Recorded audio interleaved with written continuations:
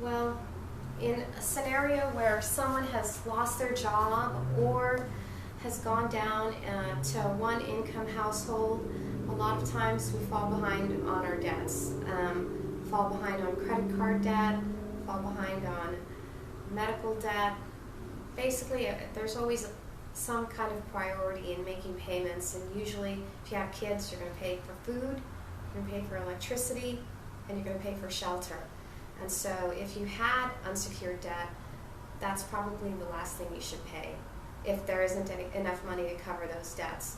So in a Chapter 7 or in a 13, in either type of scenario, what happens is we file the bankruptcy and there is an automatic stay that kicks in right as we file. So if there were any creditors that were calling and harassing you as a result of not paying any of this debt, as soon as the creditor finds out, they cannot make any more phone calls. And if they do, we can file an adversarial within the bankruptcy because that would be a violation of the automatic stay.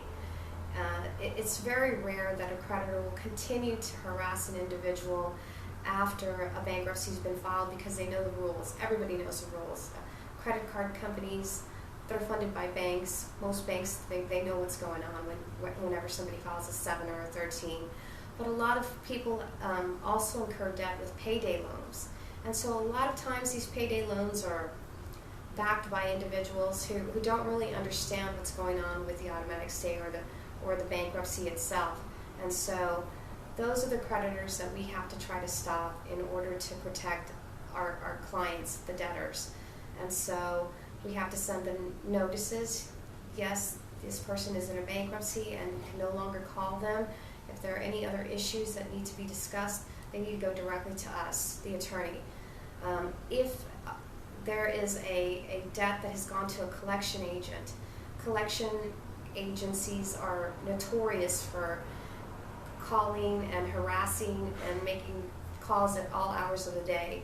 And so sometimes they can overstep their bounds. They know the rules of the game, but basically if they continue to harass an individual after a bankruptcy has been filed, then we can file some type of adversarial and get them to stop. And normally they do, once they even get a notice from us saying that, yep, this person's filed a bankruptcy. That's how we stop collection harassment or creditor harassment when filing a bankruptcy.